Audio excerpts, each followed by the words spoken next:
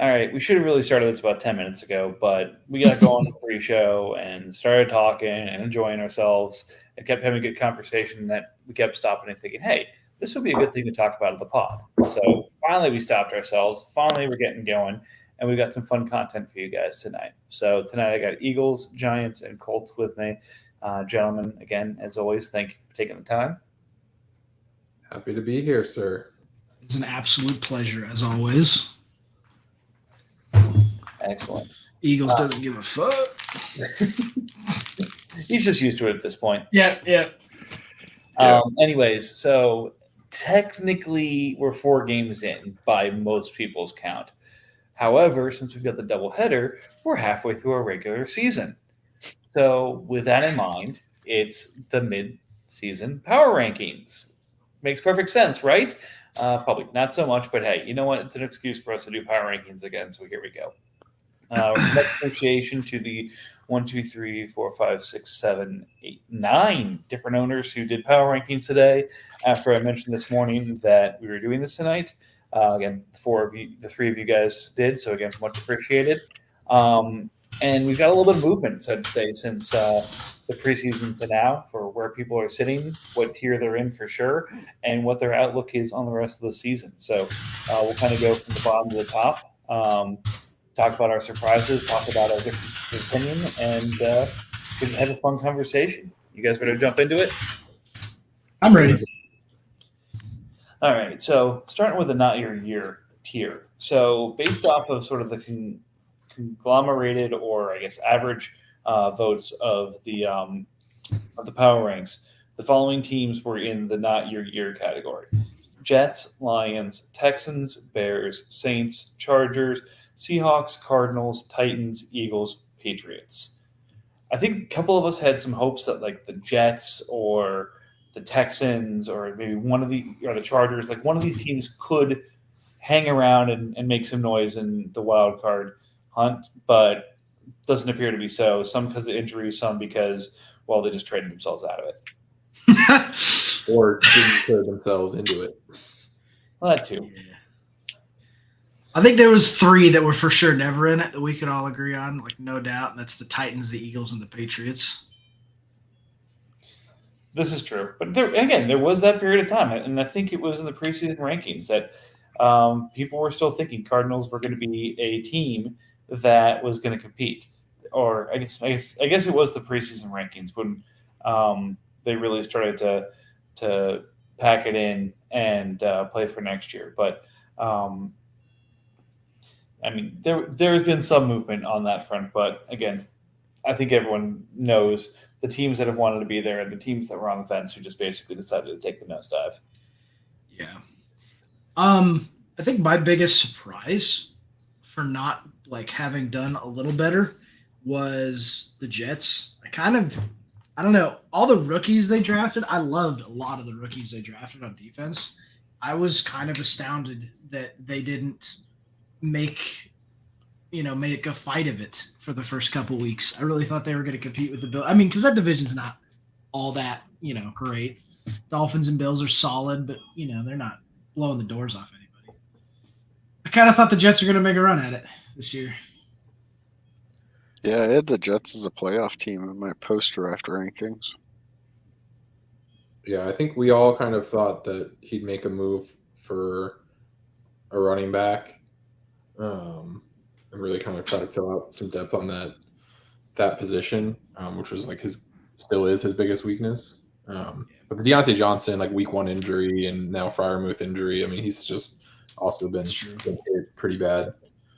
Yeah, that's true. And I mean, he had a bunch of edge rushers that just never quite took off like he was like he had the linebacker for the Cowboys, which isn't an edge rusher, Overshown, and then B.J. Ojulari. Neither of them got to do anything.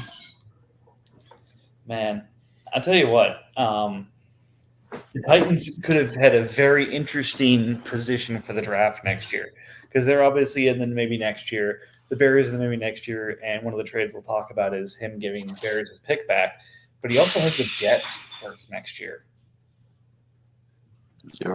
Who's that? Titans. I can't believe they gave The fucking Bears is first back. That's crazy. We'll get into that in the trades, and that'll be a fun conversation. But again, that's one of those where it's like if he wanted to be a greedy bastard, like he absolutely could have ended up with likely, 2 top 5 picks at the very least, maybe 3 top 8s. Oh yeah, I agree with that. Probably would have been wise to hold on to all 3 of those. Again, we'll see how everything works its way out, and I think there's some karma associated with that too. So, I'd say otherwise this kind of makes sense. I mean, Chargers the other team that I don't think has their first, so I'd expect to see them maybe pivot a little bit more, or maybe they just call it a sunk cost as part of joining the league and moves on accordingly. But That's what RJ's hoping for. I mean, the rest of the teams that are all in the top 10 have somehow gotten their pick back. I can see the Chargers finding a way to get his pick back too. Do you own it? I do. Yes. Ah, yes. I imagine that the method of getting it back involves moving Joe Burrow. No, nope. It's going to be Garrett Wilson, but Garrett well, Wilson let's plus. not. We will speculate on those things. But This is not the rumor mill. We haven't gotten to the Adam Schefter portion of the show yet. All right, so let's talk about some potential playoff teams. So by the count here, we had 1, 2, 3, 4, 5, 6, 7, 8, 9, 10, 11 teams in the not your year. That means we've got 21 teams in the hunt for the playoffs or better this year. So that's not bad. 2/3 of the league really pushing for it at this point in the season. I think it's pretty excellent. So good on everyone for that. In the potential playoff team, we've got really the other big grouping of teams in the rankings here. I'd say there's 13 potential playoff teams here, leaving 8 in the fringe contender rank. But the 13 potential playoff teams are Browns, Ravens, Cowboys, Rams, Colts, Bills, Dolphins, Jags, Steelers, Falcons, Commanders, 49ers, and Raiders. I wish there was a way to break this into 2 tiers, but I almost feel like it's 3 tiers. Like there's teams that really are almost fringe contenders that have just had some bad luck. There's teams that are, probably going to win their division, but are very susceptible to a very strong wild card. And teams that are going to put up, good stats here or there, but aren't really playoff teams. Yeah. I agree I agree with that. There's some on the lower end of it. Like I don't believe 49ers is much of a contender team. I don't really think Commanders being 500. Falcons at 2-6. It's not their year. That's crazy. How is the Falcons in this tier? He'd have to win out. Injuries and most points scored against so far for my poor brother there. Yeah. Again, Steelers has had incredible luck on the other side. Ravens having the bad luck on, schedule side here. Steelers is a playoff team. All he needed was an opportunity. And now he has like a game up on Ravens, and he has the division lead against Browns. He's good. And he has the dynamic duo of Zach Wilson and Mac Jones at quarterback. No, he traded Zach Wilson, did he not? No, He just got him. For him. But guys, you're ruining you're We gotta keep the trades. We gotta keep the trades down though right now. Yeah. So he only has Bailey Zappi to our knowledge right now.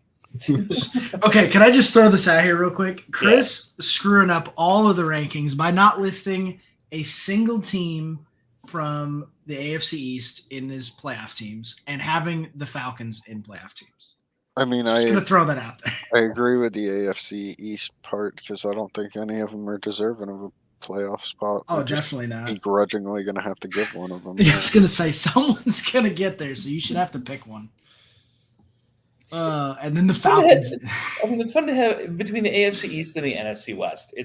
That's just what it is, and True. these are going to ebb and flow. And someone's going to come out of the division, and they're going to go to the playoffs, and a wild card's going to be playing against them and saying thank you very much. Enjoy your time in the playoffs and get the hell out of here. See you later. Yeah, why should a wild card get a bye? What the hell?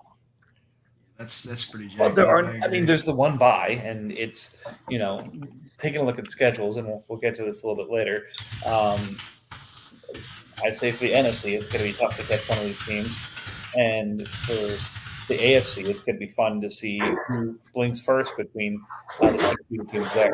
But nonetheless, we'll get to that a little bit later. Yeah, I'm really happy with how we came out of the double headers, just in the sense that there's still a lot to be decided. Like, we don't know the exact 7 teams that are going to make the playoffs out of each conference, and that's typically been decided after the first 4 weeks. Yeah, that's true. I mean, I think there's at least a good chunk are pretty, locked in. I'm not going to say the Giants or the Bengals are probably getting knocked out of the lead. Broncos could. I'd be super happy if we could go back to like 2019 when stat corrections were dictating the wild card spots. I think we'll be there this year. I wouldn't be surprised if there's a couple AFC teams like the Browns, the Steelers battling it out for a spot with, the Chiefs and the Raiders. Well, I mean, this is going to be the fun part here. So, doing a little AFC math. So, realistically, there are 3 spots that have basically are going to be tough for the teams to lose at this point. Mhm. It's 2 division winners and a wild card that are basically spoken for. Yep. And then you also have the East and the South who are going to send folks. And again, I think Colts is a deserving team and maybe could be caught by Jags. But realistically, you have 5 spots spoken for, and still on the outside looking in are Browns, Ravens, Bills or Dolphins, Jags, Steelers, and Raiders. What's that? 6 or 7 teams for 3 Yeah. spots? Like, every single game is going to count here because those teams are all between 4-4 and 6-2.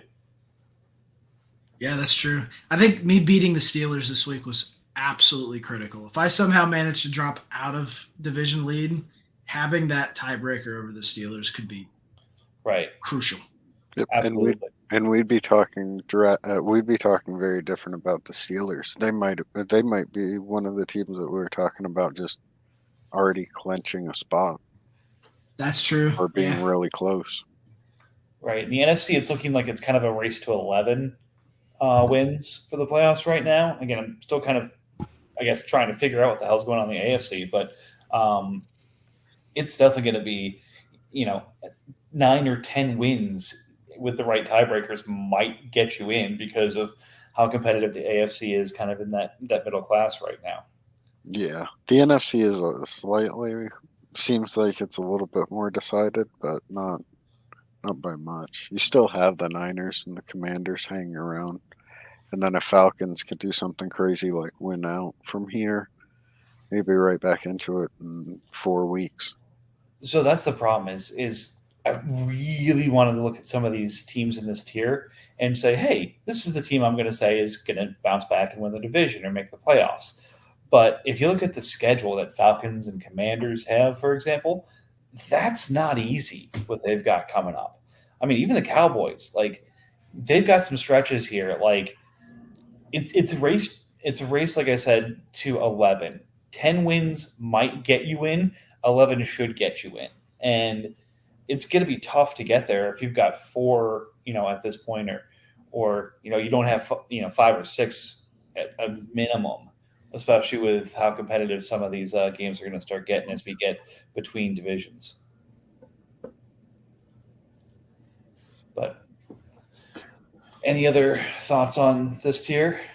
I think the TLDR is if you're in this tier and you want a shot at the playoffs, it's time to start making some moves. Yep.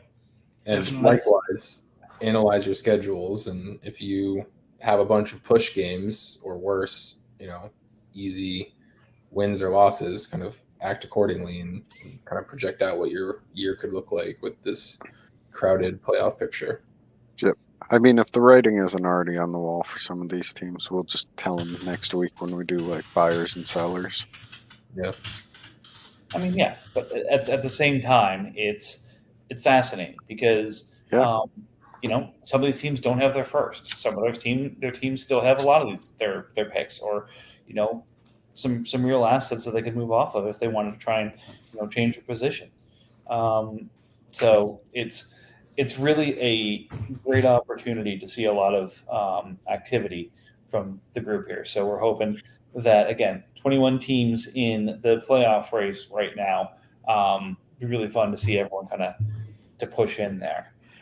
I think it's quite interesting that you said, like, with teams not having their first. I think every team that's over 500 doesn't have their first, or most of them, and the vast majority of teams under 500 do have their first. Yeah, probably pretty accurate. Guess there's almost a correlation there. Imagine buying talent with first round picks. Yeah. Crazy. All right, so we'll talk about the top 8 here. 2 tiers: fringe contenders and contenders. I completely agree with the split here. In fringe contenders, we have the Vikings, Packers, and Panthers, and in the contenders, we've got the Giants, Bucks, Bengals, Chiefs, and Broncos. My 2 cents on the fringe contenders. Look, the top 5 are the 3-8-0 teams and the 2 other teams who have scored 1,000 points. The other 3 are fringe contenders right now, and that just makes perfect sense. Packers, Panthers, and I all have good depth, good talent on the team. It's really going to depend on how a couple of games shake out for seeding, but likely all 3 of us are going to end up in the postseason. But we're still chasing Giants and Buccaneers, despite the fact that Panthers and Bucks have the same record. Somehow I beat the Buccaneers, but again, a lot of the season doesn't make a whole lot of sense. I think that there is a potential argument to be made to drop the Buccaneers out of contender into fringe contender, just because Kenny Pickett hasn't shown a lot when he's been on the field. Now he's got an injury to his knee. Eckler's barely played this year. Gus Bus isn't bad, but he's not going to blow your socks off. And then outside of that, you're relying on T. Higgins with apparently a bad quarterback. And a busted rib. And a busted rib, yeah, exactly. So his offense, while it has pieces, is looking really thin right now. Defense, as usual, looks phenomenal. I mean, Max Crosby, Carl Granderson, Zaire Franklin, Faisal looking all phenomenal players. I mean, he's going to get 150 points from his defense every week. But I think it comes down to, is this quarterback going to put up points this year? I don't know anymore. Who's got the Alexa alarm going off? Come on, guys. I don't think I would move Bucks out of the contenders. He still put up 1,000 points. Still one of the better teams. The only team that I wouldn't have in either of these tiers is Panthers. Yeah, I think they're a playoff team. Yeah, they're a playoff team, but like Panthers hasn't. The Cowboys has scored 8 more points than Panthers, so like I don't have them in that group. I think the only reason you could argue that is them and the Bucks are kind of fighting over that NFC South lead. They are, but Panthers didn't win a championship last year. Bucks gets the nod just because of that. It's fair. There is a little bit of just like, yeah, he's last year's champion. So, we did it with Falcons for what felt like 5 years. So I'm not going to do that to Bucks. I get it. Okay. But I do think Vikings is really close to being that contender team. If he was over 1,000 points, I think he's in the contenders. I mean, I have him in my list as one of the 5 contenders. So here's my counterpoint to some of kind of what just got said about some of the teams here. If you look at where Packers, Panthers, and Buccaneers are, despite what they've had on scoring on their team, like imagine once they get healthy. Like Packers is doing this with a underperforming Derrick Henry, no Cooper Kupp, And again, Andrews kind of getting on track, not Andrews, but, a couple of his players getting on track right now. Panthers had literally the worst luck ever this week in his matchup against me. Went 1-1 because he was playing RJ as well, but literally, as he made sure everybody knew during the weekend, had, I think, 8 to 10 players who were dealing with some form of injury or out or some kind of stuff. That's just bad luck that's going to take a week from you. So the fact that they're still 6-2, above 900, and have had bad luck there, I think their bounce back into the next tier is a lot easier than mine. I mean, it's possible, but if you look at the Panthers just for a minute, I mean, he's 7 defensive ends. One of them has scored over 20 points in the season. Von Miller's phenomenal when he's healthy, but the other 6, I mean, I can't point at any one of them and say that guy's going to be his other point carrier for the year. And then, I mean, elsewhere on the defense, he's got good DBs, but his linebackers are pretty thin. Isaiah McFadden, CJ Mosley, DeMario Davis, all okay. Good, not great. His second best wide receiver is Kyle Phillips. Yeah. I mean, Keenan and Amari are both great. Keenan's old and injury prone. Cooper's older and injury prone, not to mention on Cleveland. And then all he has at running back is Walker. So he's super thin. Pretty much everywhere. And Mike has two stud quarterbacks. That's I right. mean, it's a good winning formula, having 2 quarterbacks that could start at any time. Mm-hmm. You'll see longer when some of the quarterbacks stumble for a week or two in the point separation from the teams that have 2 usable quarterbacks. It doesn't do a whole lot, other than maybe give you a nod, tiebreaker wise. But you will see some teams that have 2 quarterbacks that have more points for than teams with 1 that might have a better record. And that's just because you always got somebody that's probably going to give you 20. Yeah. And sometimes teams have to weather through 6-point performances.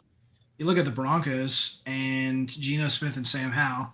I mean, when Sam Howell had his 2-point game, Geno had 17, and then Geno had 10 this week, and Howell had 23. Yep. So, I mean, it's extremely useful to get that extra 10, 15, maybe even 20 extra points, including on a bye week. When your quarterback's on a bye week, I'm just writing it in this week with Baker on a bye. I just don't see myself managing to pull out a win. But if you've got 2, I mean, it's pretty dang lucky. Yeah. All right. So enough about the fringies. Let's talk about the big 5 here. I mean, we talked about maybe Bucks doesn't belong. Got it. Then we've got the Chiefs, who other 7-1 team in there right now. Very strong performance so far, but definitely some concern at the quarterback position, maybe a couple of other spots. So we'll keep an eye on that. But there's 3-8-0 teams that we should probably spend a little bit of extra time on. And I think we got to give the tip of the cap, as I was one of the haters and had some takes to the other side. But the current leader in points for so far this season are the Denver Broncos. So good on you, Bill, for the start so far. I'm going to eat my nice little helping of humble pie over here, but not a bad start. It helps when you have CMC. Yeah. 15 points. That's all right. So hold on a second. Before everyone starts saying, Mike, you gave him CMC, I think I might have gotten from people who are constantly on the podcast messages from all of you saying, "Oh my God, you ripped him off for a CMC." So to come back and say, "Oh, he's got CMC," is come on, guys. Well, I mean, it's redraft value time, and he's the most productive player in the league. Yeah. I wasn't commenting on the fact that you traded him CMC, just the fact that he is the current owner of CMC, who has 115 points. Well, let's not, discredit the Chargers at all for not giving him a disgusting amount of points, for basically nothing.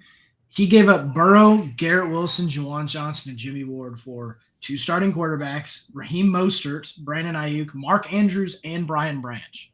I mean- Regardless of how he did it, he got those points on his team. Yeah, and I think that's, in my mind, that's probably the biggest reason he's got that many points is all of those guys are contributing. I mean, between those 6 players, it's got to be, 400 points? No shit. Look at his defense.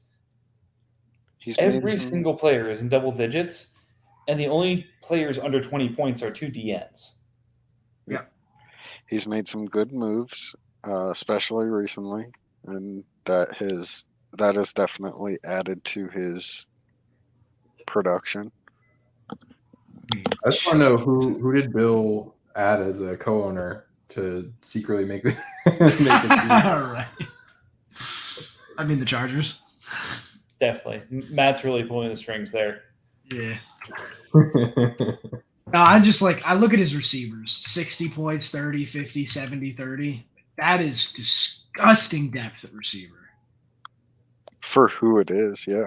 Yeah. I mean, Xavier Gibson, Josh Reynolds, and Devin Tompkins probably doesn't ever do this again, but I don't know. It's a lot of points to have added off of that trade. Actually, let me just count real quick. So it's all 60 points between the quarterbacks, All right, 120. you count. We'll move on to the Bengals.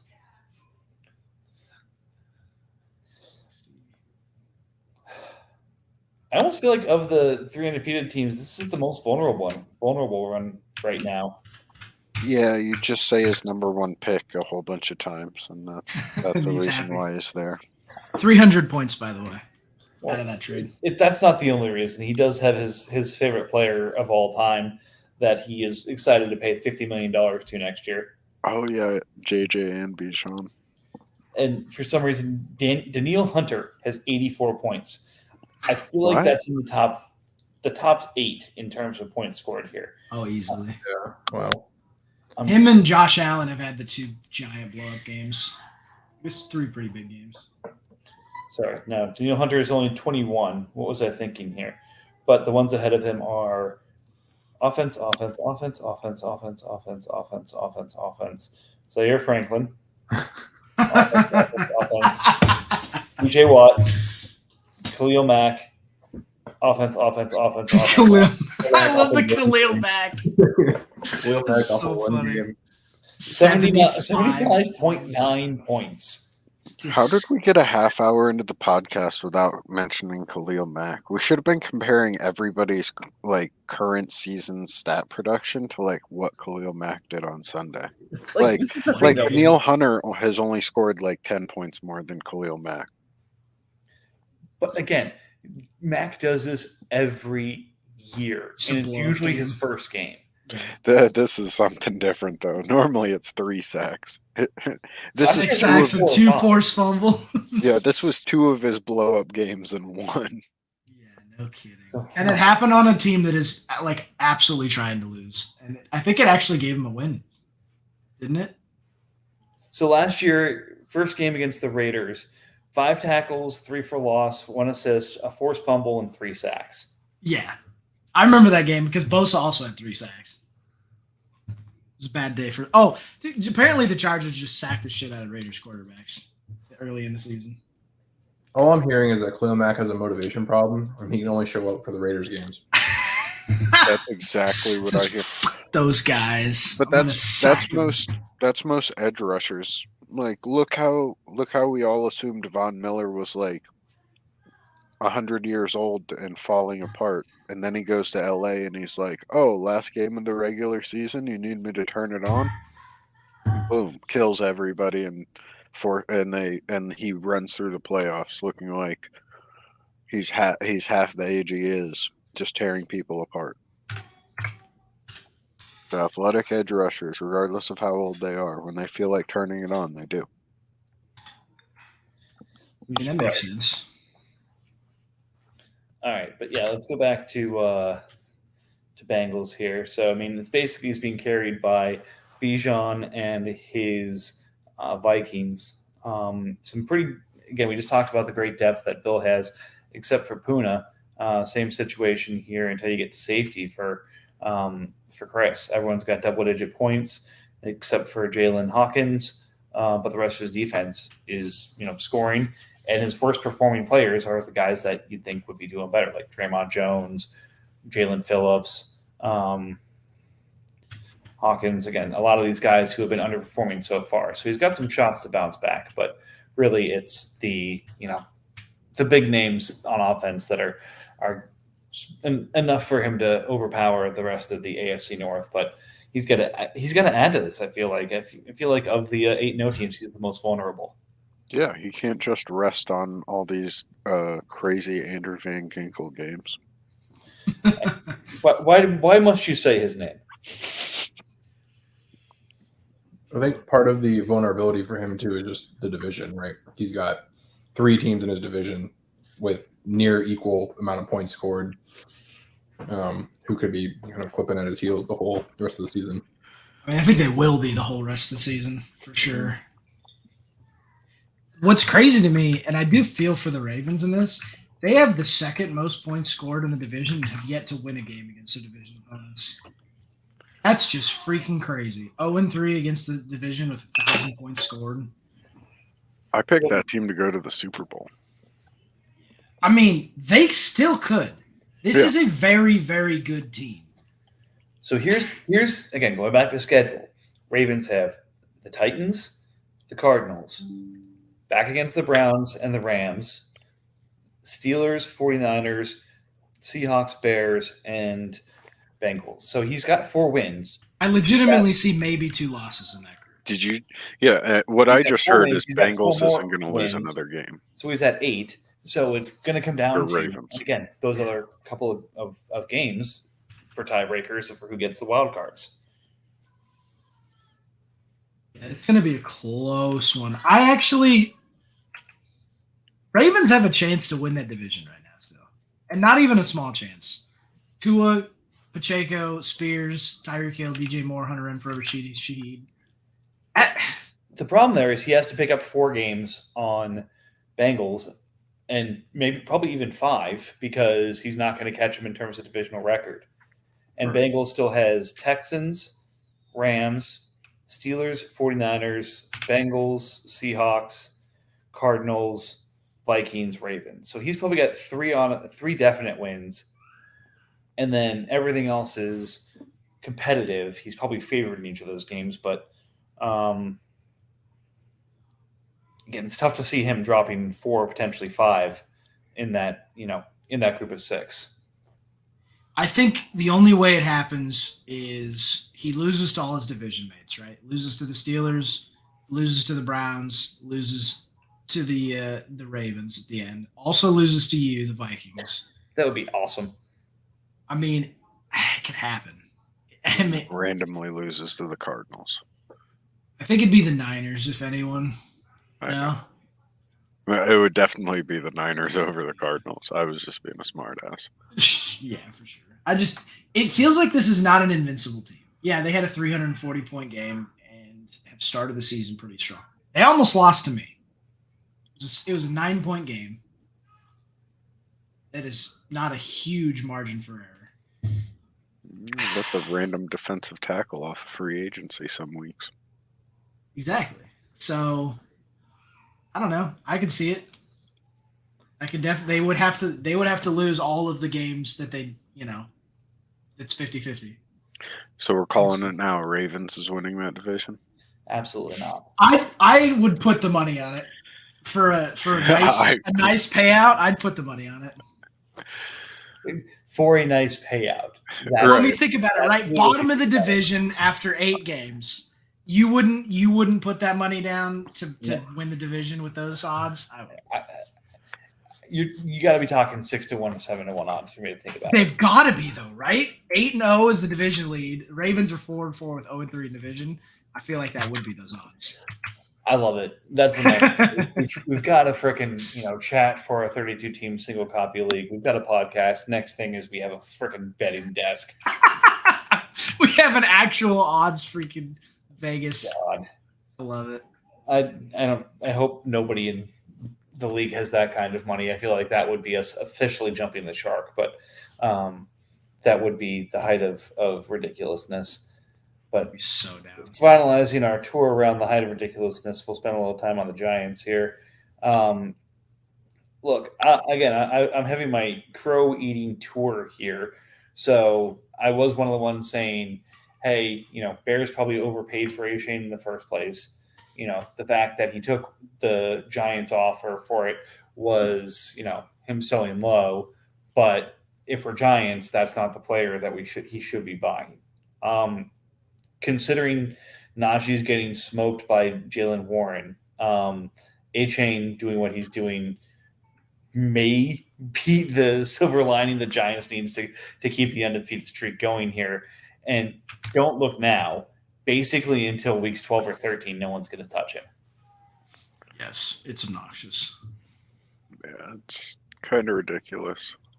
I am looking forward to week 13, though, with everyone on bye, him losing. Yeah, I need to stay a game at least ahead of Cowboys because that's likely a loss to the Cowboys in division week 13. I'm just looking forward to 16-0, a chance to potentially go undefeated again.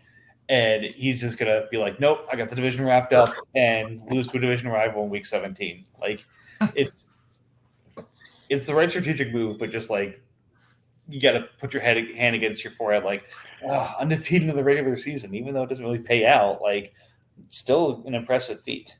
But it's something that you can say for years to come. But But I hey, understand. you want to win the big prize, so it makes sense. I mean, what's to say here? Like, has the same kind of depth, I'd say, not necessarily completely across the board like everyone else does, but the highs are the highs.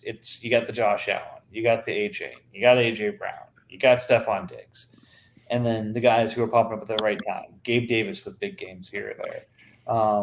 That'll go away. Yep. So what you're Trayvon saying- Walker putting up some big games here and there, even when he doesn't get the sack. Daxton Hill having frickin' just tear, basically averaging 20 points a game to start the season here in his second year. Like, it's freaking absurd, some of the breakout performances he's having. And some folks who have disappeared who you expect are going to bounce back. I don't know. Does anyone else want to say anything nice to the Giants? I feel dirty. Yeah, I don't fucking like Diggy. I mean, the top tier of this league is 2 to 3 really good offensive weapons and insane defenses. And this is another one that just has a lot of like top end talent on defense. Probably not as much depth, but still just really good. A whole bunch of players that have scored over 50 points on defense. And then some guys scratching at 100 points already on offense. So it's a good. Yeah. Team. I mean, that's what it takes. For sure. It's the front runner of the NFC. Would be nice if Najee would show up. Yeah. Sure it would be. It's a long season. I really he can stay gone.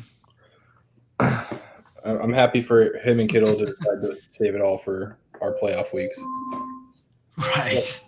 I Somebody think Kittle, keep your there's Alexa nothing to on worry here. about with Kittle for sure. All right, let's jump to the trades. Good conversation. 10 trades happening since our emergency pod last week. So I love it. The degenerative behavior kept up. Some of these are, special teams, player swaps, in which case, most of you, shame on you. But again, some more strategic here. So we had a kicker swap on Saturday. Cardinals swapping the Bengals kicker for the Bucks kicker. I like him and McPherson. Did that really net a whole lot of point difference or make one team better? I don't know. I don't think so. Nope. Okay, good. Sometimes it's just nice to see a player leave Goose's team because I don't have to see that player on an offer anymore. So I was relieved to see Goose trade away Chandler Jones. Again, I feel bad. Chandler Jones is a decent name. I hope that he's getting the help he needs, right now after the Raiders cut him in real life. But again, I feel like I've been offered Chandler by Goose like 15 times in the last 3 weeks. So just to have him no longer in Goose's hands is a relief. Yeah, I can agree Luckily, with that. yeah. Luckily, I never got many Chandler Jones offers. So I got a Chandler Jones offer an hour before it came out that he'd been cut and he was like under arrest or something. I was like, good God, Goose, go away. hope the best for Chandler Jones, but I don't think he's very much of an asset in this league. And I don't see him becoming one again. If he wants the help he needs to get out of Dodge from the Raiders, because in my mind, I feel like just being a Las Vegas Raider would give me mental health issues. Well, he doesn't have to worry about that anymore. Yeah. All right. Going up next, Colts moving off of Shelby Harris to the Bills for a fifth. I mean, Harris was a big name who hasn't been as much. He's a little bit older, a lot more expensive, but still putting up some points, just not as sexy as a lot of other options right now. Really? I'm not gonna lie. I wouldn't have made this trade if I'd realized that I was actually gonna save money extending a Lim McNeil. So yeah, thank you MFL for your weird sorting reset rules. All right. But, Well, you then, know, whatever. good for you, Bills. Pat's given up Derek Forrest for free to the Saints. Cutting 11 million, but again, Cutting points. That's what he's cutting. Mhm. It has nothing to do with the contract. Yeah, I guess those 8 points very important. Hey, everything counts when you're going up against the Titans, the Eagles this year for your fucking tankathon. We got a BJ Hill swap going to the Dolphins for Tylan Wallace and Cameron Brate. That was so Cardinals could get out of points before our matchup. I like it for the Dolphins. Of course. Yeah. Free defensive tackle points. That's cool. So I gotta say, shame on you, Bill, for charging a 4th-round pick to swap kickers. There have been I offered how it. many kicker swaps already so far this year? And you were the first asshole to not just charge a 5th, to charge a 4th. Shame. We praised you a little while ago, but now I throw the shame flag at you. The Eagles were offering picks to go. Yeah, so I offered this one. I know Bill's in a bit of a cap bind and he doesn't really want to do much, so I figured a 5th wouldn't really interest him. And the other kicker that was on bye in week 6 is owned by another tanking team, and I didn't want to go that route and have to pay higher, so I just figured pony up the 4th round. And then You guys are such scumbags. I love it. did you just realize what I did? No, I knew it was happening. I'm just laughing about it all over again. It's so funny. And then I gave Colts back pick so that I could also have my punter on bye in week 6. It's a cheap I price win with to move up from 102 to 101. And it gets me another like 4 points per game out of my punter. So like, hell yeah. Yeah. A 4th to change kickers and a 5th to change punters. RJ, you are tanking at a level that I don't think many understand. It's awesome. I feel like I see some of these chess videos on Instagram and stuff like that to like music videos, and that's what happens every time RJ hits accept trade. Like all of a sudden somebody starts singing in the background, somebody's dancing, everyone's losing their mind. That guy is asking, "What is this? What is this?" That's how RJ makes trades. I did it contract years anyways for those 2 picks. Yeah, I don't know. I'm definitely trying to play 4D chess with this tanking, I guess. I think I'm doing pretty well with that. I mean, I'm the worst team in the league by a pretty decent margin. All I gotta do is lose to the Patriots in week 6. I believe. So I think you inspired Seahawks that he needs to pick up some 4th and 5th round picks to make some kicker and punter swaps. because he went and got a 4th and a 5th rounder by moving off of Jonathan Harris. I mean, I love it. They're definitely valuable in the long run. I mean, somebody just said that I moved from second to first, and like, in theory, if I just traded a 4th and a 5th round pick to go from 102 to 101, it's a pretty decent move. Yeah. Yep. I agree. I don't. Jonathan Harris, that feels kind of. Oh, he's on a 1 year. I like it for both of them.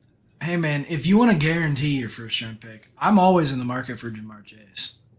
No, I see that because I have Chase. That is what convinced me that I'm okay if I end up with like 102 or 102. 103.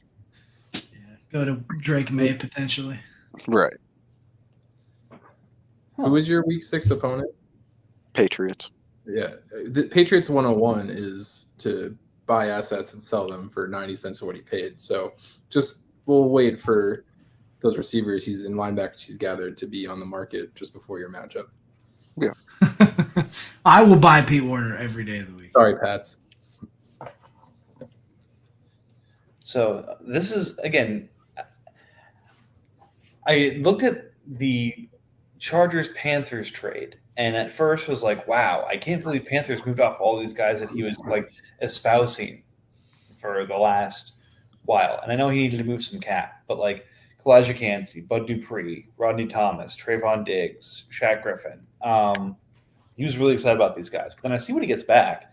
And at first okay, Javon Hargrave, very productive D tackle, but he's doing all this for a D tackle. Like, that doesn't make sense. I didn't realize Jalen Tolbert got on the field and actually got some targets last week. Yeah, he might actually be worth something now, and I'm really happy to see that. I mean, keep in mind it wasn't a blowout, wasn't it? Yeah. And again, Roy Robertson Harris is the most played D tackle by a large margin for Jacksonville. And, he's only 10 snaps behind Josh Allen on the year in terms of snap count for the Jags. So is getting some pretty good, play there. And these are all good contracts. Hargrave at $3.2 million is fantastic. Harrison at 2.6, and then Tolbert in his second year at 1.7. Like, saves a bunch of money, and those are productive pieces to add back. So at first I was going to mock Panthers because he was giving up on pieces that he seemed to love, especially Cansey. But just to kind of pivot off of those to other good pieces, just a great move. Yeah, I don't hate it. I mean, giving up Cansey hurts. I like Cansey a lot. I think he'll be pretty good. But, I mean, Bud Dupree, he's got to be done, right? He doesn't feel like he's really shown much in regards to pass rush. Rodney Thomas is very small for a linebacker. I don't know. I just don't know. Picks round 7. Maybe he sticks around a little bit as a Colt. Wasn't Rodney Thomas a safety at some point? Be at 197 pounds, I wouldn't be surprised. I think he played safety at some point. And then Trayvon Diggs is hurt. Shaq Griffin, I'm a little surprised he gave up Shaq Griffin too. He was talking about Finney was at corner, now he's moving a corner that's healthy and producing. That's a little weird. But if that's the cost to get a productive wide receiver, one of the better defensive tackles, and a defensive tackle that is scoring as a D end and is just a great floor play, you give up the cornerback because you can find those all day. Yeah, I was really salty by this trade because I had a very similar trade declined like a week and a half ago. So I was like, okay, I was a week early and I missed out. But I really like it actually for Panthers for a win now standpoint. I had an offer out for Cansey a little while ago too. I also did, like before the beginning of the year, before I really leaned into tanking. He's one of the players that I like. And I could see him being just like Vita Vea in the sense that they like bring him on slowly, and then like his second year, he's just one of the more productive D tackles in the league. Mhm. You can see it. All right, and rounding it out, taking advantage of a good, primetime performance. Texans moving off of Zach Wilson to the Steelers, who might be in a little bit of trouble with Mac Jones right now. Him and Ronnie Rivers for Jameis Winston, a second and a third. You know what? This is probably the best he was going to get for Zach Wilson. I love So- it. Yeah, I think this is a great value for Zach Wilson. Yep. And you get Jameis Winston back, who's probably going to be productive in the league at some point. So it's a great salary dump also too. I do love Jameis' stat line in his game last week. 1 attempt for 1 interception and negative 2.2 points. I mean, that's James Winston to a T, right? I love it. Well, He's my hero. only if he follows it with like a 350-yard, 3-touchdown game with 2 picks. Yeah, that's true. Well, with He will. 3 picks, maybe 4 picks. So Texans traded Dax Hill and a late 4th rounder for Zach Wilson. That's insane. And now he's Dax getting Hill. a second and a third. And Jameis. Well, like I said, we missed on some of our hot takes. I had the hot take that Bill wasn't going to make the playoffs this year, and he's 8-0 and has the most points scored in the league. Bill made the hot take that Texans wasn't going to get fair value for Zach Wilson, and I think that missed as badly as mine did. How wrong you were. Well, he didn't get fair value for Zach Wilson, but he got value. I don't know what you're saying, man. Zach Wilson had 22 points last week. He's basically the goat. Basically, fancy MVP. I mean, I guess the question becomes, now that Zach Wilson has been like sought after, right? Steelers went and got him. Is there a chance he actually lives up to his 1.04 contract? Or does he end up hitting the waiver wire and getting signed a lot less? I think it depends on how the rest of the season goes. I would not be surprised if either happens. If he plays well this year and he picks up the 5th year to have 1 extra year, he doesn't have to pick it up till next year. True. True. I just that by the time he picks that up, that's got to be like a $50 million 5th-year option, right? I mean, I That's certainly gonna wouldn't be- pick it up this year, and I'd see how things play out next year. But Pick it up at the end of the year if it's worth it. If not, just let him walk. Get a comp pick. yep. Get a comp pick. Get a 5th rounder out of him. Yeah, I don't think he's going to score enough next year for a comp pick. Yeah. I mean, maybe Rogers retires. You never know. Maybe Rogers blows his Achilles out again. Don't put that in the universe. He will this year when he comes back too early. Yeah, no kidding. When he tries to make it back for the wild card round. And he'll still be back in time for training camp next year. I'm curious. Did I miss a podcast where we talked about like all the trades from last week? Wasn't there an emergency pod? There was. That's right. I was on that. Yeah. And drinking that night? Why do I have like no memory? Excellent. Well, let's go well. next to more bad I'll decisions. figure it out. Well, there were 2 that I didn't get to comment on. Oh, wait.